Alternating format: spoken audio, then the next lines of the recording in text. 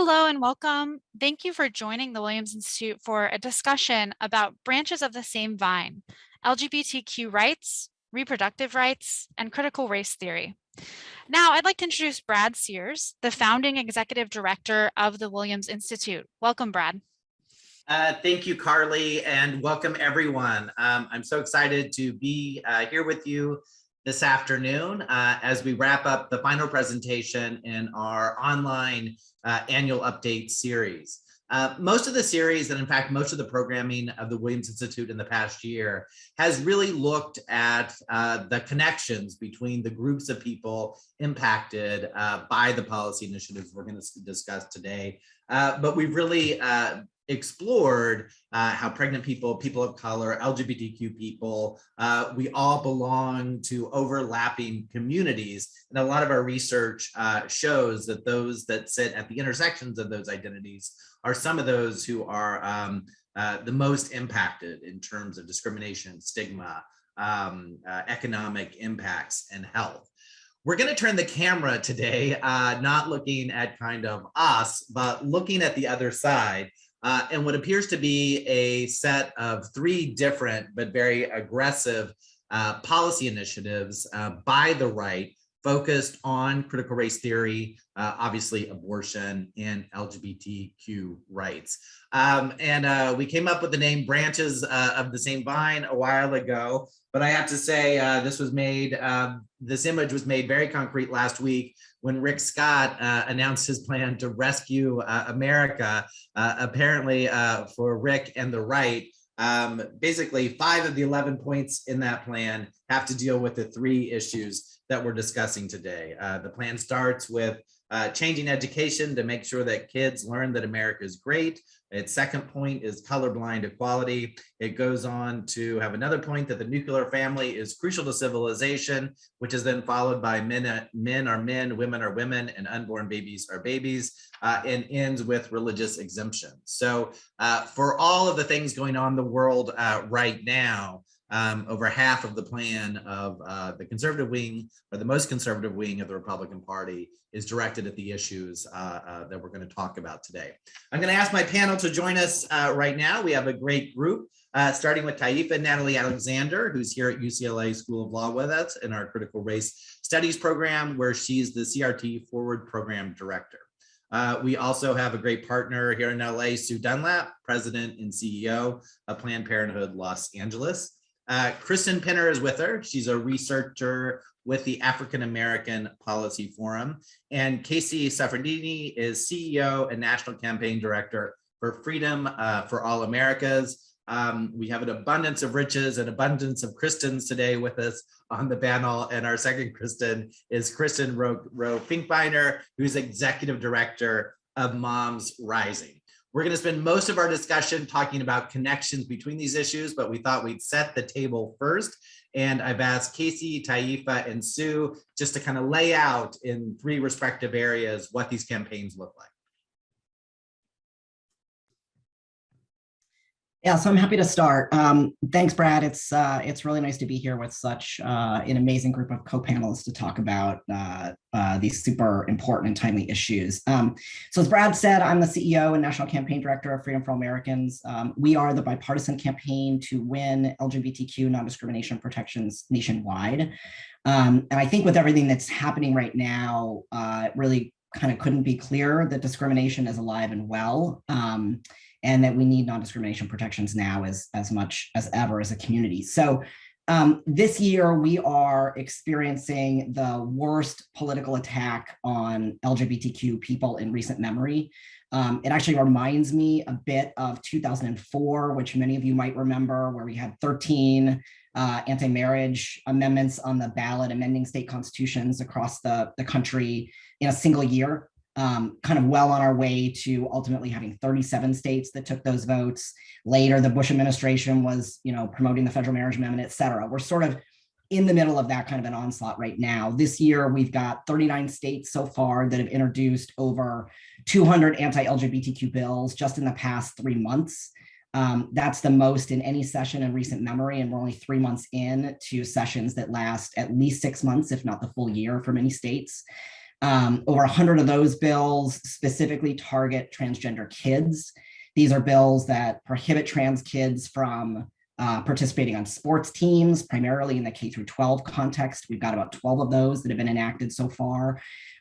Bills that make it a felony for doctors and parents to provide best practice gender affirming healthcare to trans kids. We've got 2 of those that have been enacted already. And then there's a whole realm of sort of extrajudicial actions like Governor Abbott's order in Texas that I'm sure everybody's familiar with at this point, directing Child Protective Services to open up child abuse investigations into parents who are supportive of their trans kids. That has been enjoined by a court at the moment, but it has, of course, terrorized families in the process, and we are worried about copycat activity in other states. So, we expect to see more of this kind of activity throughout the rest of this year and into the sessions and beyond. I would expect this to be with us probably through the next presidential election. And one thing I would just note sort of in closing and sort of my overview of where things are at, I think it's important for us to all keep in mind, and this will become clear, I think, over the course of this panel, that even just in the LGBTQ context, this is not just about transgender people.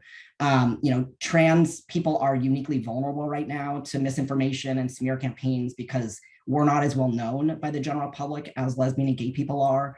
But I think anti-LGBTQ forces are really focusing in on trans people and issues really as a way to erode support for all LGBTQ people and to roll back protections and prevent progress on all LGBTQ issues. So, and there is a little bit of evidence of that. We're sort of seeing a resurgence of the old anti-LGBTQ hits from the past this session as anti-LGBTQ bias has picked up momentum in the political climate. So seeing bans on LGBTQ inclusive curriculum and discussion, bans on LGBTQ books in schools. We're seeing bans on trans people using bathrooms again, religious refusals and conscientious objector bills, which are an attempt to kind of eviscerate non-discrimination laws, bills prohibiting foster parenting and adoption. I mean, it's all back. So we'll talk about this a little bit over the course of this panel, but we are definitely in the midst of another historical flashpoint. I think we're seeing a lot of the same arguments we've seen in prior flashpoints, and I'm excited to be on this panel today to talk about it. Thank you. And thank you to the Williams Institute and to Brad for the invitation to serve on this panel. As mentioned before, I am the CRT Forward Project Director at UCLA School of Law Critical Race Studies program, where with the support of those on my team, we've been identifying, tracking, and analyzing not only state anti-CRT activity, but local and federal activity as well, or more specifically, activity that attempts to restrict access to truthful information about critical race theory, about race, and about systemic racism. And so through CRT Forward's tracking project, we have learned as a team that as of April 1st, at least 370 anti-CRT efforts have been introduced across all levels of government, from Alaska to New Hampshire, and everywhere in between, including California, New York, and other liberal states. And as a result, our research demonstrates that the assault on critical race theory is not limited to our conservative states alone, right? It's not just Texas, it's not just South Carolina, Florida, Georgia, but everywhere. So since the introduction of the now rescinded Trump administration executive order, oftentimes referred to as the equity gag order, government actors in 48 states, with Massachusetts and Delaware being the only outliers right now, have engaged in limiting teaching, curricula, trainings, access to certain texts and books, as Kasey mentioned, and have revised or completely abandoned policies that advance racial justice and equity. And so I look forward to talking more, and I'm going to yield my time here to my co-panelist, Sue.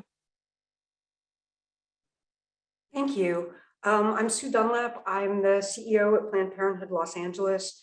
And while it's certainly an honor to be here today, I'm also absolutely horrified that we are all here having this conversation, as I hope and expect many of you listening are as well. To add to some of the math that we've already covered, in the first 2 months of 2022, 41 states, so first 2 months, not 3 months, I'm a little behind everybody else, but the first 2 months, we've had 41 states introduce more than 300 bills restricting abortion. So that's not the breadth of sexual and reproductive health care that's specific to abortion. That was 300 in the first 2 months. I am sure all of you are following the public conversation around Roe versus Wade. What I'm going to do is quote legal scholars here. So in working with some of our colleagues at the Williams Institute, I've come to understand that there's a debate amongst legal scholars over whether it's not if Roe is overturned. Is it a better outcome for Roe to be overturned this summer, or is it a better outcome for Roe to be gutted this summer and to, in effect, be overturned?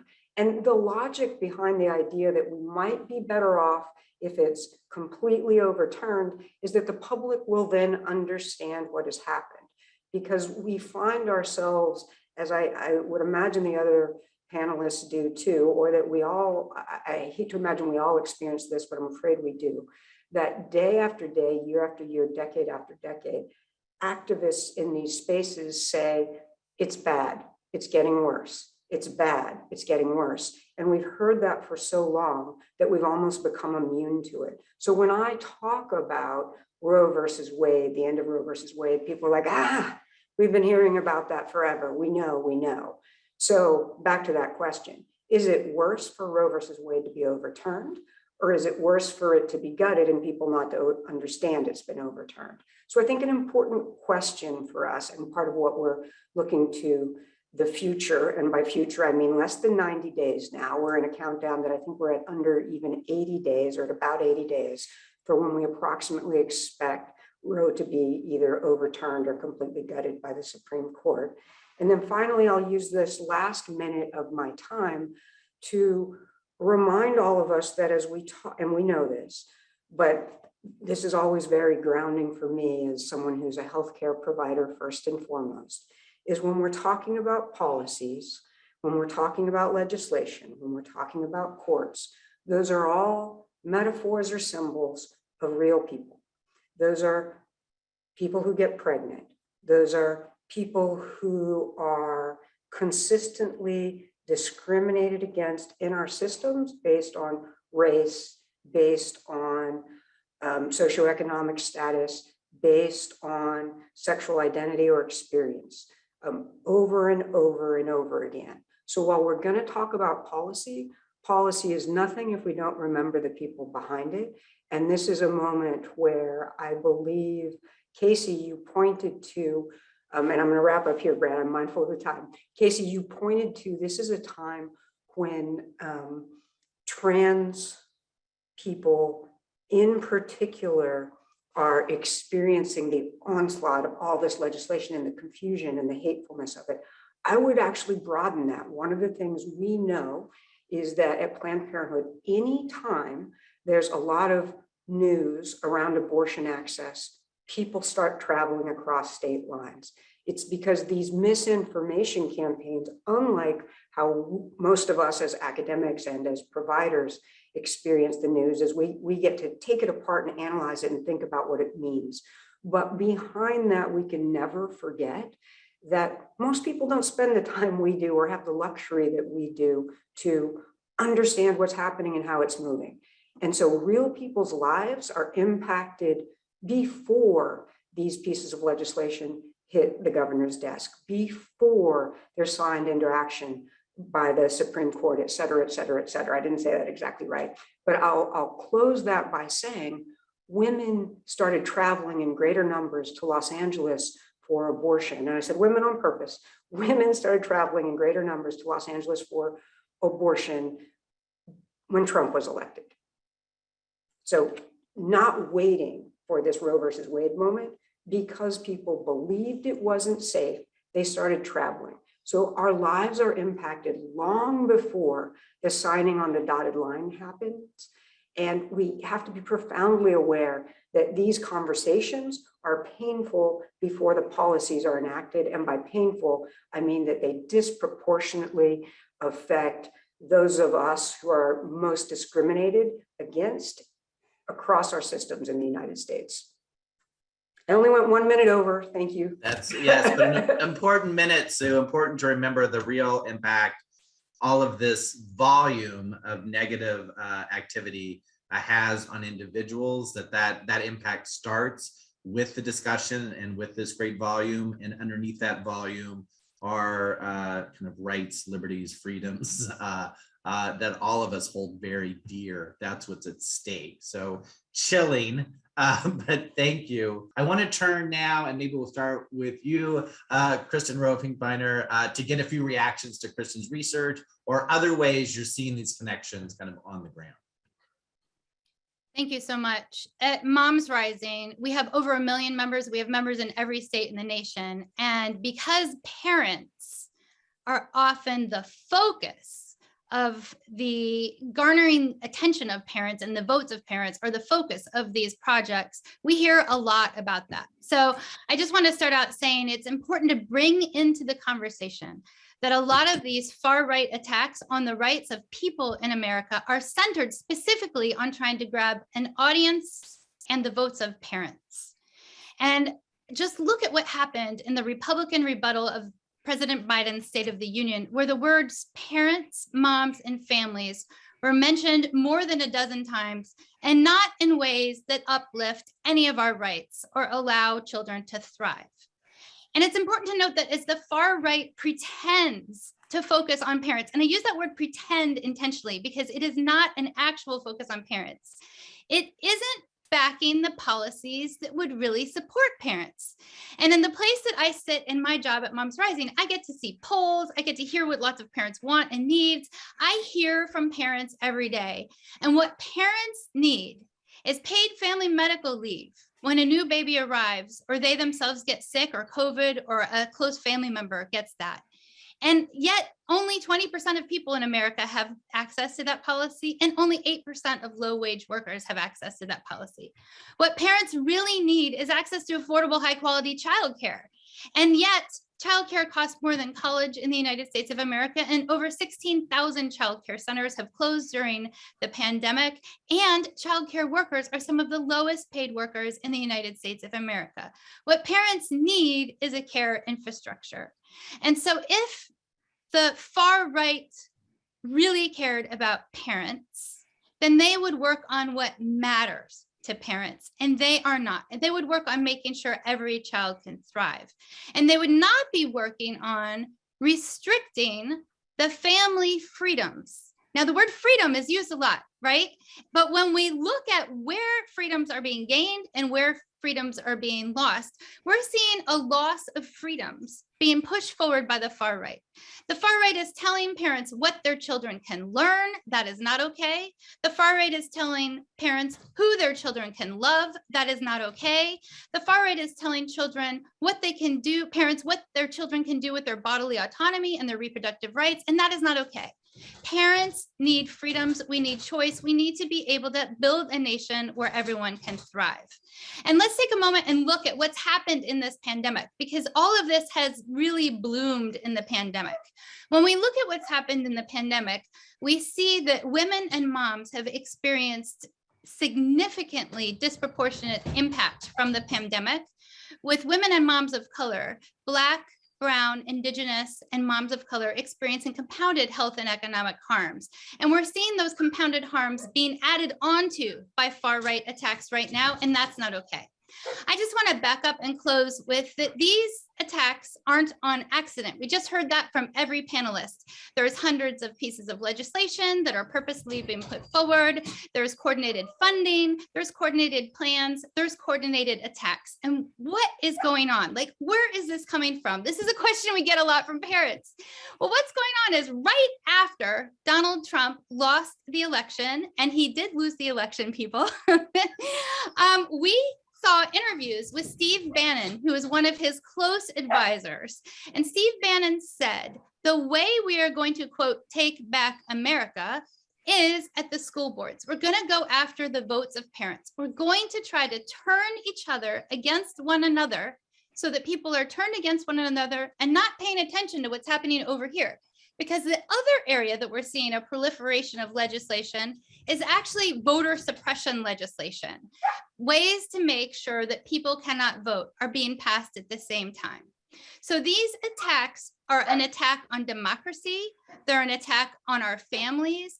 They're an attack on building a multiracial democracy. They're an attack on who we can be together as a nation. And to be clear, they're coming from a very small group of well-funded extremists with the agenda of dismantling our democracy overall. So we saw the extremism of this just simply in what happened on January 6th. I mean, who all out there watched what happened on January 6th, where we saw an actual attack, a physical attack on Congress in an attempt to overturn a valid election. So this is all very bad news. It's all very bad news. And it leaves us with, at least me, a feeling of despair. So as I share very bad news, it is my commitment to myself to always also share hope.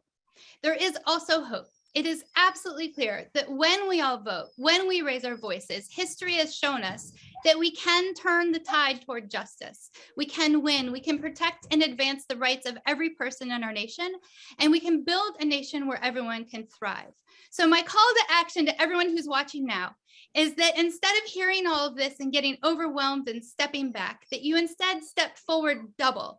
You stay engaged, you make sure you're registered to vote, your friends, families, and neighbors are registered to vote, and you don't give up, because we will not and cannot let these extremists win at attacking our families, our lives, our communities, our country, and our democracy. So thank you. Thank you, Kristen. That's great. We needed a little hope in this moment in the panel, and I know now why there's a million moms rising out there. Thank you so much for that. We're going to jump to Taifha, and again, thinking about kind of connections, reactions to Kristen Pinner, kind of connections that you see on the ground between these movements. Absolutely, and I want to lift up something here that both Kristins have brought to the forefront in recognizing that the unfounded hysteria and the arguments around CRT that were advanced by many of the conservative funders and organizations Kristen Pinner discussed also helped spur this anti-CRT activity, and more specifically, laid the groundwork for subsequent anti-LGBTQ plus bills to be introduced. And so anti-CRT legislatures weaponized fear through a parents' rights or control frame, which is more akin to curricular surveillance, if you think about it, against CRT, in realizing that this argument was one that resulted in being successful in restricting access to truthful information about race and systemic racism. And then later or now, in this current moment, is being weaponized in the same frame in bills like Florida's Don't Say Gay bill, and most recently, as of Monday even, prompted Ohio to introduce House Bill 616, right? So what we know now about the timeline on the assault of CRT and understanding how this anti-CRT activity at all levels of government, again, not just at the state, provides us with a unique opportunity now to forecast how similar assaults on LGBTQ plus folks and abortion rights may play out so that we can strategize accordingly, right? And so with that, I'm going to pass it off to Sue. Thank you. And as I was listening, I was trying to think about what I could add. And it's going to be a little bit more, Brad, I think, in the direction of what you suggested in terms of on the ground.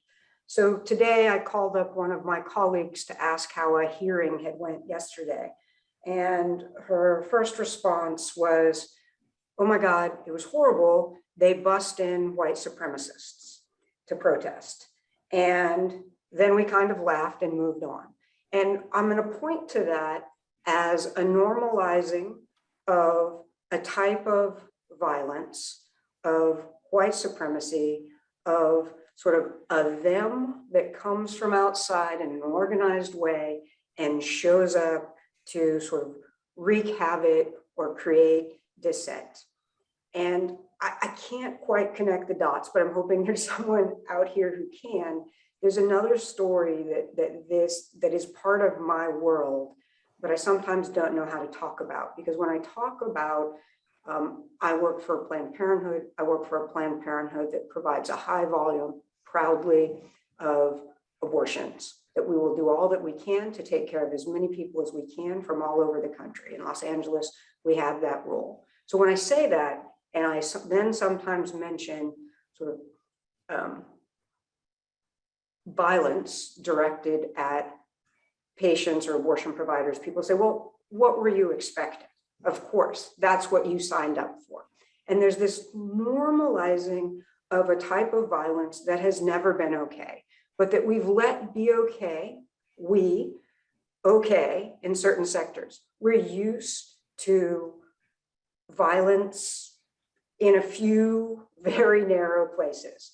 And one way that, again, a place I'm pointing to, but I can't make sense of it because I'm too close to it, is one thing that we know happens here is that there are folks who fly in, bus in, come in to Southern California every summer for adult summer camps to learn how to be anti all the things. In my world, it's anti-choice activists. And so what that's meant in some summers is we've gotten calls from hospitals who don't have the same type of security we do at Planned Parenthood. And they've said, look, we've got these protesters who broke into our OBGYN department and they're running up and down the halls with signs, but they're being taught, like it's literally like summer camp to teach you how to be a protester.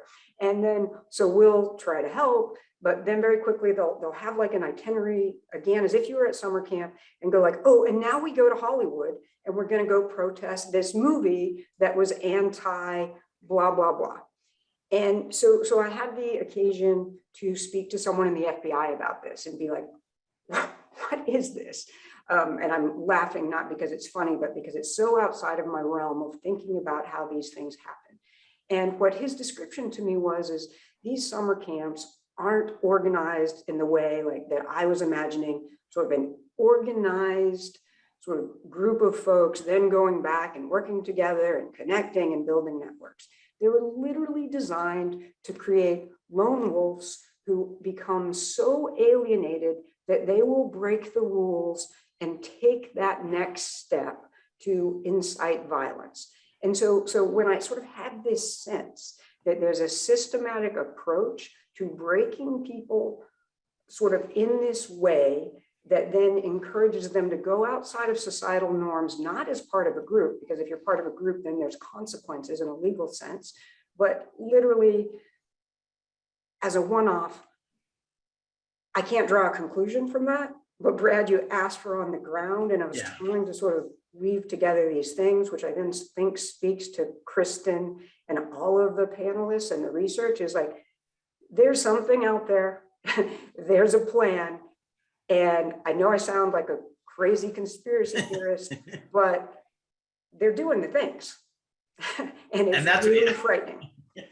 So we're not gonna go crazy conspiracy theorists, but I think we're gonna go, but that's the next question. And actually I'd like each of the other four panelists, if just in 1 to 2 minutes, kind of, as you think about this, we've discussed the volume, we've discussed all the tactics that we're seeing that are connected.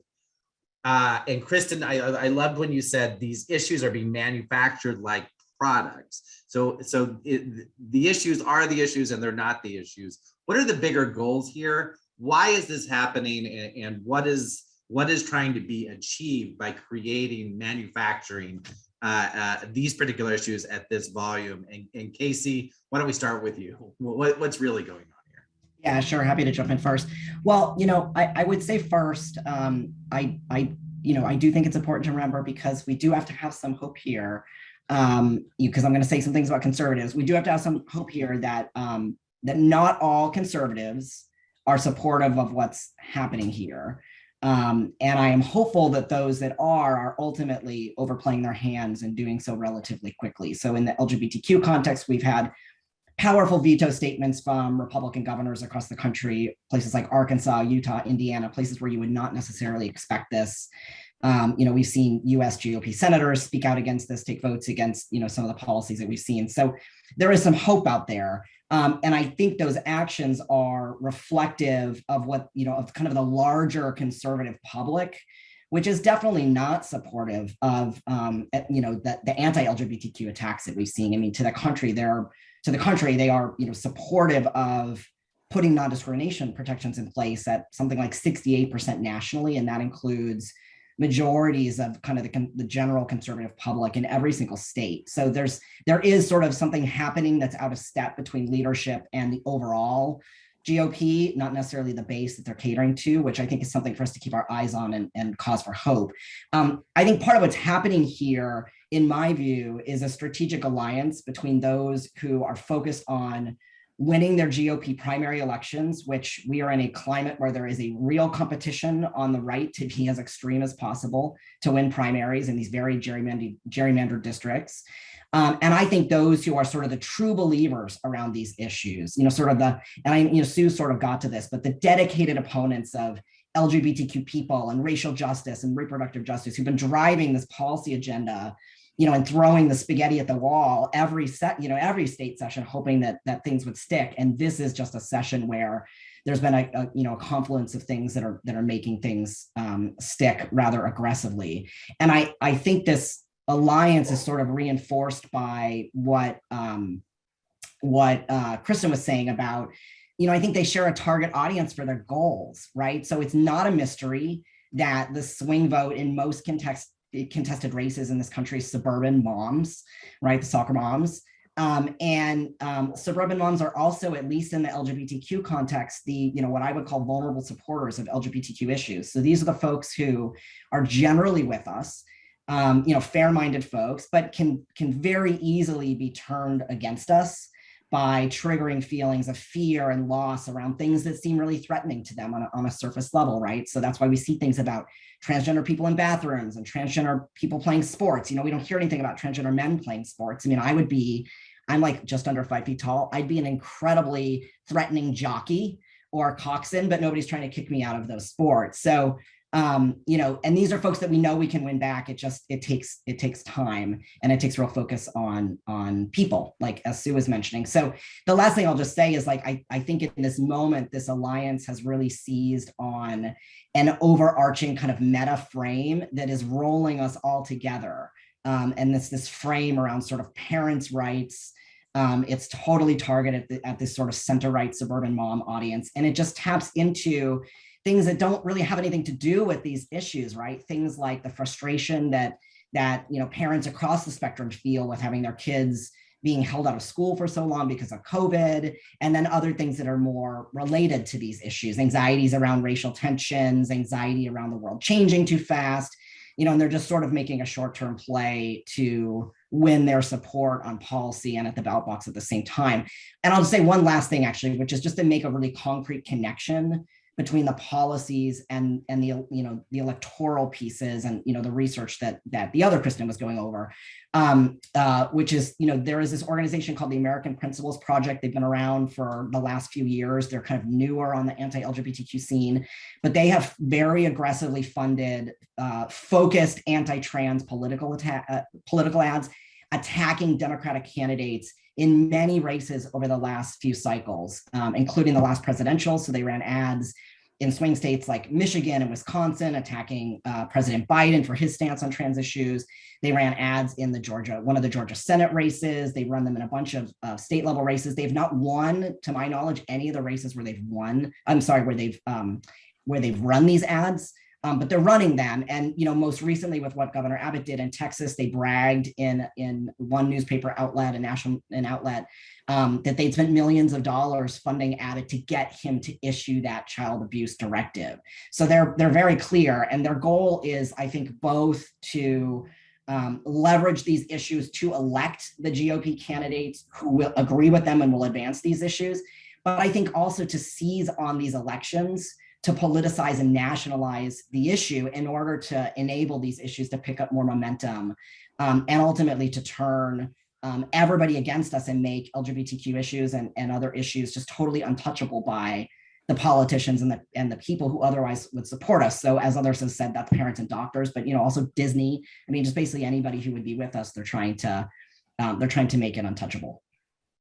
Thanks, Kasey. I'm actually going to jump to Taifha next. Again, kind of what's really going on here. What's your take on what are the goals between these different campaigns? Right. Thanks, Brad. It is no coincidence that anti-CRT activity at the local, state, and federal levels immediately followed the unrealized promise of the uprisings during the summer of 2020, right after the public murder of George Floyd, when there are lots of businesses, corporations, government agencies, and schools conducting trainings, incorporating anti-racism into their curriculum, and essentially laying the groundwork to dismantle systemic racism and ultimately move us closer as a country toward realizing our unfulfilled dream of finally being a multiracial democracy. And so the dismantling of systemic racism is in direct conflict with the current power structures and status quo, and allows these extremist politicians to no longer remain in power. And as a result, they're committed to these purposeful, orchestrated, and well-funded campaigns against CRT, against LGBTQ plus rights, and reproductive rights as part and parcel of a larger project to erode civil and human rights in order to maintain that power. And so that's what I'm seeing. Great, Taifha. And then Kristen Pinner, I'm going to jump back to you. You said something that caught my ear earlier about kind of people making their careers of this, and I wonder if you could talk about the money, the money, and who's receiving the money a little bit more. Yeah, I mean, I think one of the things that's been pretty interesting is to see some of these folks pop up in organizations that seem like in direct conflict with their prior one. There's one activist who's been in kind of the Koch donor network for a long time, Nicole Neely, who was the head of Speech First, which is an organization that targets colleges and universities when they try to have curbs on hate speech on their campuses.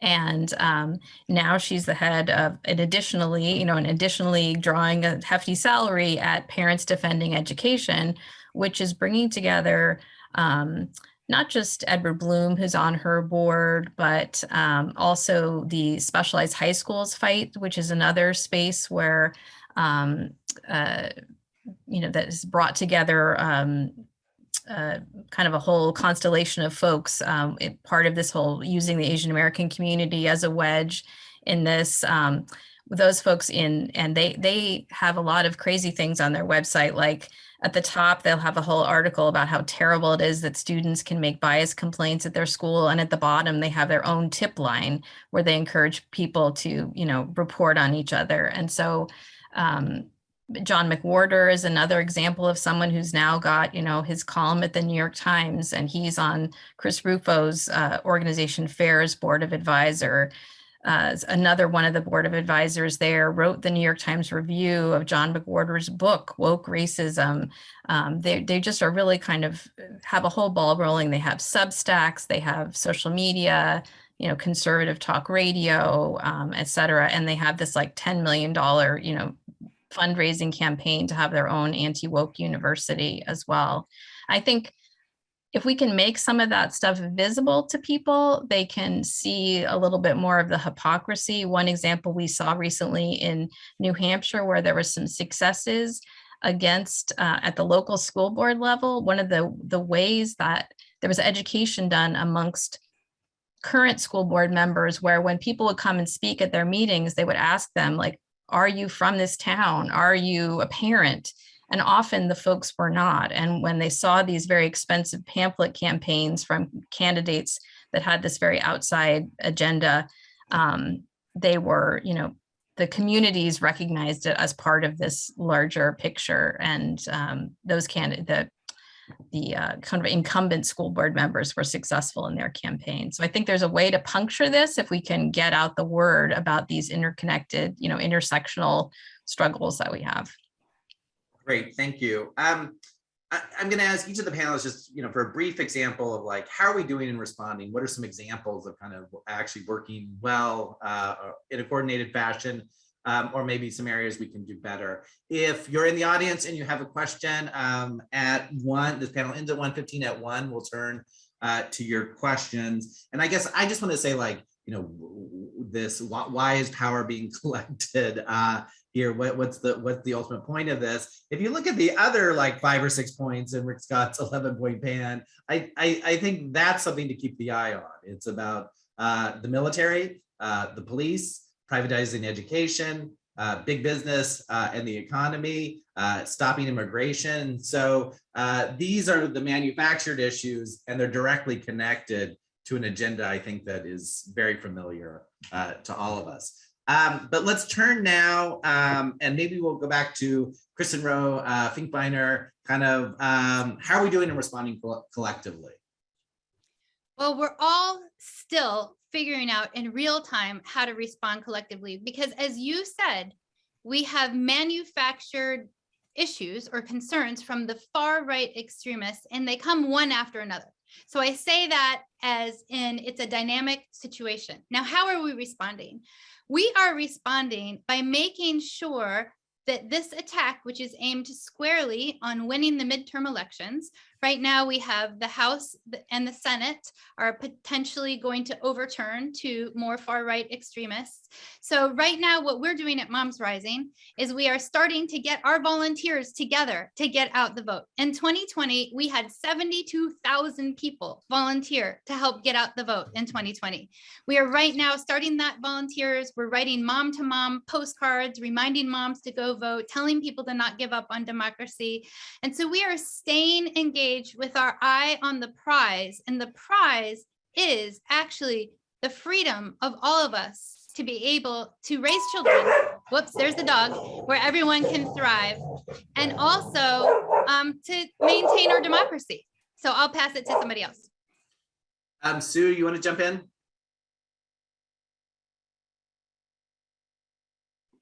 Yes. I'm sorry, what are you asking us to address, Brad? Just ways that you're seeing that we are like people are, the different movements kind of against the right are working together. Yeah, so I'm going to build on a thread that I heard from a couple folks, and I'm assuming you wanted diversity in the panel, so I'm going to talk about how I disagree with the idea that we have to have hope that a couple folks sort of pointed to. I don't feel particularly hopeful about our institutions right now. I think they very clearly not worked for many in our society ever. And I don't feel hope until I see anger. And so I don't see that we are on a path to make the type of change that the communities we all represent need. And there are literally people suffering and dying, and have been doing so consistently throughout the history of our democracy, and at a heightened rate with no apologies from many leaders in our society right now. And until I see anger about that, I feel like we're going to stay on this path, which I feel is pointing to, and I feel it's sort of hard to say these things, but Brad, I've heard you talk about in other conversations that the Supreme Court no longer follows our own norms. I feel that our democracy, from many directions, no longer even tries to pretend. And so if we're living in a democracy that is not trying to follow the rules, I don't know how to be hopeful until I see anger. And going back to where I started, and then I'll wrap up, where I do find hope is in individual stories of overcoming. But that's horrifying to me because that tells me that what I'm looking to is people, not systems, because I no longer believe they work, certainly not for the people that in my day job I'm entrusted to care for, and at night or the rest of the time I love and care about. The systems just plain old don't work. All right. On that unhopeful moment, why don't we go to Taifha, and then Kasey, if you have some examples or other points of connection or critiques where we can be doing a better job at working together. Right. Tough act to follow, Sue, but I'll try my best. So the great poet and philosopher Maya Angelou once said, if, quote, I know better, I do better, end quote. And providing data so people know better and do better is what my colleagues and I through the CRT Forward Tracking Project are doing.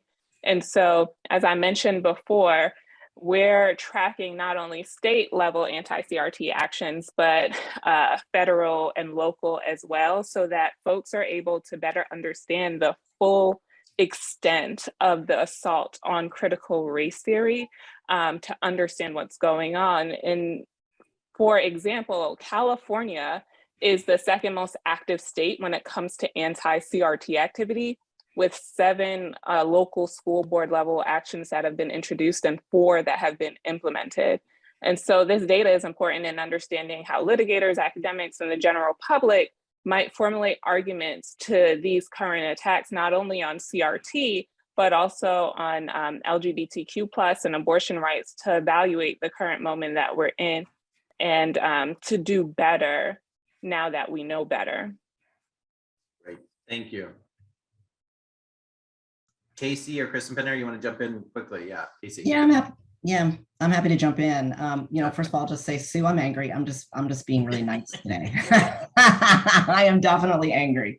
But as my mom used to say, in the spirit of suburban moms, success is the best revenge. So I would say, in terms of, there's 2 sides of a coin here in terms of what we're doing well, in the way that we've been responding, and places where maybe we haven't been as strong. So, I don't live in Florida, so I don't know all the ins and outs of who and how sort of that response was chosen around, sort of framing that as the Don't Say Gay bill. But I think everybody here is probably aware that or at least the panelists are, but maybe for the audience as well, that bill touched more than just LGBTQ issues, but it got sort of distilled down to that. And there was sort of a moment of lost intersectionality there, and maybe some collective power.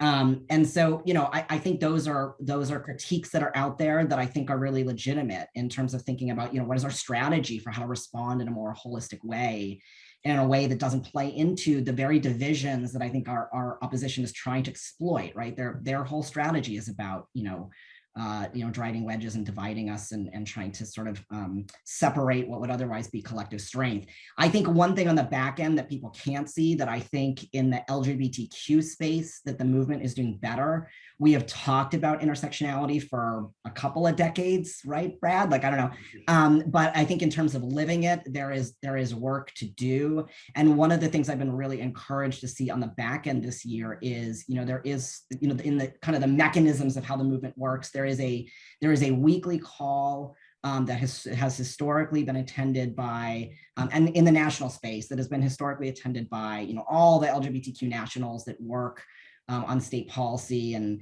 we sort of come together and we talk about, where are things happening? What are the priorities this week? How do we want to respond together? What's our frame, et cetera, et cetera. And in this last session, I've been really encouraged to see that there are a lot of reproductive justice groups and racial justice groups that are part of that call now, helping us think through, like, what do we prioritize? How do we talk about it? Really focusing on how to get kind of out of our defensive crouch and back into an offensive space. And that may sound really small, but I think it's really a big deal and pretty transformative, because, we can't, if everybody in the LGBTQ space is approaching this as sort of a one-dimensional LGBTQ issue, we're going to continue to see things like Don't Say Gay that might be, missed opportunities for, like I was saying about collective strength. So there are some steps happening on the back end, that are moving things in the right direction, and many of those folks are angry too, Sue. So I feel hopeful that we'll be able to channel that into some more progress over the next few state sessions, where I think we will continue to see much of the same thing that we're seeing right now. We're gonna turn, actually, sorry, Kristen Pinner, we're gonna turn now to the audience questions, because I want to have a moment for that. But because Kristen and I and others have talked about this, I do want to say that one of the things that we can do better, we can expect kind of spokespeople to do better, is when they speak out against one of these issues and not all of these issues, they are reinforcing and normalizing, as Sue was saying, the other issues. So the Oscar speeches are nice, but it's not just LGBTQ youth in Florida that are under attack, and the curriculum restrictions don't end there. So when President Biden or somebody in an Oscar speech mentions one part of the curriculum restriction and not all of it, it helps to reinforce kind of that it's okay for the other horrible things that are happening. We're going to turn with that now to some of your questions. And the first one I would like to turn to is about the role of kind of private companies. We've seen them take an active role in the past, such as in North Carolina on the bathroom bills. Is private industry showing up in oppositions to these campaigns, and what could they be doing?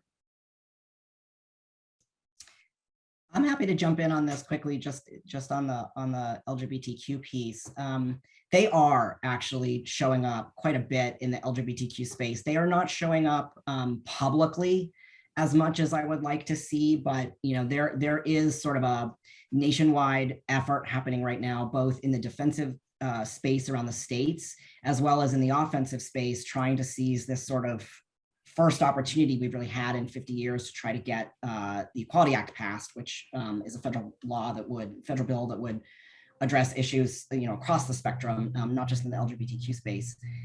There is a proactive effort to try to get that passed as well, and they've been very, very active in doing sort of quiet, high-touch meetings with the handful of target GOP senators that we've been focused on to try to get the bill, which is already passed in the House, to try to get the bill to 60 votes in the Senate. So they are out there, they are doing things, they're very involved in the state level, they're not doing as much as we want them to do. I think the state level, this has been an eye-opening year for them because they've been very clear about where they stand, I think, on non-discrimination bills, but now we're talking about sports and we're talking about healthcare, and it's really taken them. I mean, they are like the Titanic, each of them, trying to move their internal bureaucracy to get everybody to understand this is connected, you need to be engaged on this.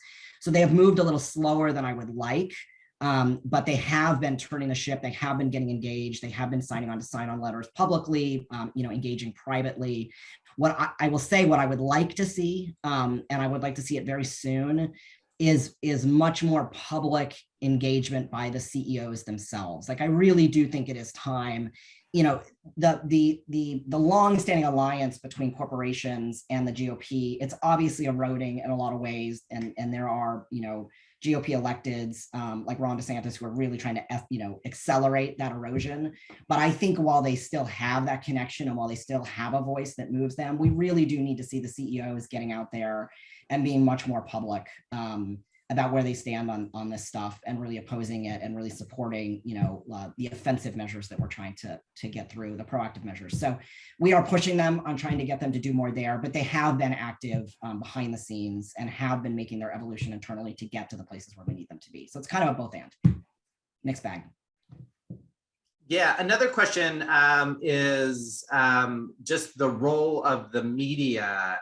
What responsibility does the media play in kind of further kind of turning up the heat or polarizing people on these issues?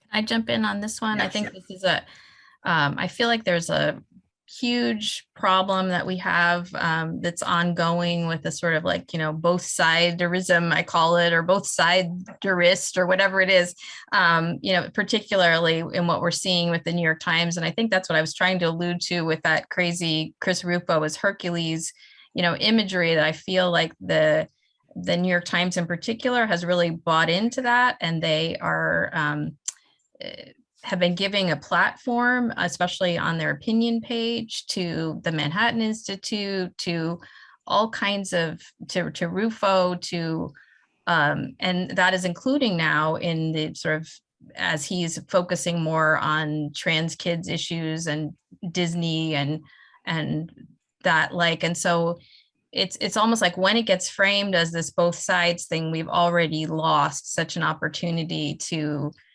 get to the truth, to get to really the heart of the matter. So that's something I know I'm hoping to kind of turn some of this research towards really looking at the media in that angle. Another Great. aspect of the Yeah. media that I think we can't overlook is what's happening with micro-targeted social media and disinformation. So a key factor in all of this is that these far-right extremists are attacking all of our communities intersectionally in ways that are never seen publicly, because they are micro-targeting disinformation to specific voters to use as a wedge issue to turn us against one another. And so we have the factor of both major traditional media doing ridiculous both-sidism, but even more so, we have this powerful undercurrent where this media miscoverage at the top of the iceberg we can see, but there's an even bigger iceberg underneath that, which is the micro-targeted social media with specific disinformation. That's a big part of what we all are coming together and need to come together even more so to address, attack, and fight back. So I thought, you know, we needed to add that part in to the traditional media problems that we're having as well. Great. I'm going to ask one last audience question, and then I want each of our speakers kind of in 30 seconds or so to give one concrete thing people can do to get engaged. But the final question, Sue, I'm going to throw it to you because someone in the audience just asked a question like, we have this language around systemic racism, which is helping to understand racism not just as an individual thing, but as kind of system supporting white supremacy. In the kind of abortion reproductive rights context, what do you see in terms of the needs for shift in language and framing? And is there anything that you're thinking about or working with that kind of help people understand what's really going on in your context? Yeah, I'm sorry, I'm not going to answer that at all. But I'm glad I made you laugh. Well, so here's where I would like to go, though. Yeah. Perfect. You're welcome. And again, Kasey, I'm just picking on you. I mean, I actually agree with you, but for the sake of argument, and Brad, I'm going to work in my last 30 seconds into this too, if that's okay. I don't follow rules, evidently. But that's because the rules don't work for the people and the values I hold, which is starting to get into the answer. So I strongly believe our systems are not serving all of us. That is painfully clear. I feel like we've heard that from everyone in the panel. So if we believe, as I do, that this is a moment where at best, it's a moment of great change. Who do we want to be when our kids, grandkids, if we are people who are allowed to have them or choose to have them, look back? Who were we in this moment? I don't want to be the person who said it was okay. I don't want to be the person who turned to the strategies of 30 years ago and thought just this time they would work. And Kasey, here's where I'm going to pick on you. Part of where I heard that is, Brad, when the question was posed around CEOs, behind that, as I'm hearing sort of and looking at and hearing us talk about intersectionality, what I find myself thinking is, who are CEOs in our world in the United States?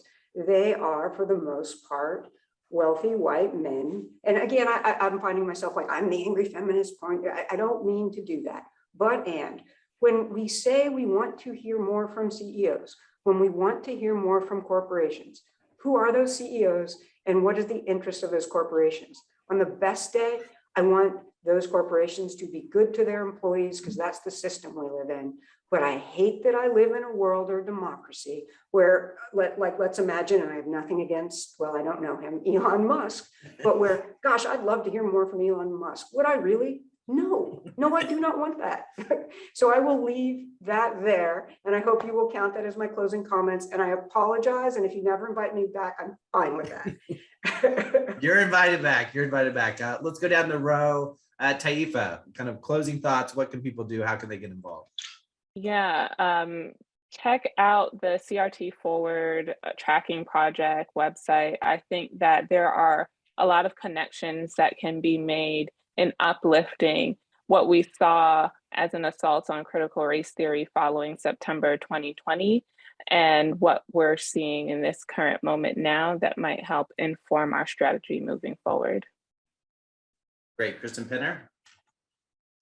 I'm just going to drop in the chat an email if you'd like to join African American Policies Forum's Truth Be Told campaign, and just find out about how to get involved with us, where we're really trying to fight back against this assault on critical race theory and our whole education system. Sue, I really echo a lot of things that were saying there, and I think there's a lot of hypocrisy where that we have sort of lip serviced from corporations in terms of their support for all these issues that we care about. And then we find out the money is going, a totally different direction or in many directions. I mean, maybe that's what's in a sort of covering their bases kind of way that's is not a hopeful thought. So would love to, if especially people that are caring about our education and preserving public education and diversity and higher ed, et cetera, we'd love to have you get involved with us at AAPF. Great. Kasey? Yeah, and Sue, I don't feel picked on at all. I'm actually in total agreement with you. I don't want to hear from CEOs either. Our work around organizing CEOs is completely focused on the audiences that do want to hear from them, right? GOP Republicans, that's, or like these sort of the far right Republicans. So I would say, in terms of really concrete things that people can do to help, obviously donating to the organizations that are doing the work. Obviously our organizations are great, but also the organizations really on the ground in the states that are well, like very under-resourced to do this work. I think getting on their lists and following our trackers to keep an eye on what's happening and taking action. All the lists tell people how they can take action to help on a regular basis. Those are all important things to do. Sort of two other things I would say. One, I'm always looking for the opportunity to send a counter message. I'm obsessed with this sort of first and 50-year opportunity to try to get the Equality Act over the line, which would advance protections on the basis of sexual orientation, gender identity, gender, and on the basis of race. It would not answer all of the problems that we're addressing here, but it is something for us to be for and a vehicle for us to talk about these issues in a more combined way. So call your senators, tell them to come together across the aisle to get this done. And then finally, I would just say at a meta level, we have a problem with conservatives. Like if we could solve the problem with conservatives on these issues, we wouldn't have this problem. And as hard as it may be to imagine that we could move sort of the average conservative on these issues, I would just say consider like in the beginning of the marriage fight when we had no political friends whatsoever, and somehow we managed to win over the Democrats, and they're kind of always there for us now. At least squarely on some of the more popular LGBTQ issues that are out there. Obviously, not on every single issue that we're talking about here. Thank you, Kasey. We're going to do that work. Yeah, thank you so much, Kristen. Just a few seconds, and we're at time. So, Kristen, Rowe-Finkbeiner. I would just echo what everybody said. Get involved, but stay involved. This is a long-term fight. It's a marathon, not a sprint. So get involved, stay involved, and make the changes in your communities and across our nation. Together, we can be a powerful force. Thank you. Great. I want to thank everyone on our terrific panel. For our audience, I hope this helped you think more broadly about the research you're doing, if you're educators, how you're educating people about these issues. And also gave you some ideas to move forward. It's an incredible amount of work that goes into kind of piecing this together. Obviously the response is going to take an incredible amount of work as well. So thank you for joining us for our annual update series this week. The final event is a party. This has been a little heavy, but on Friday night, we're having a big party at UCLA School of Law. So check out the website and we hope to see you there. Thanks, everyone.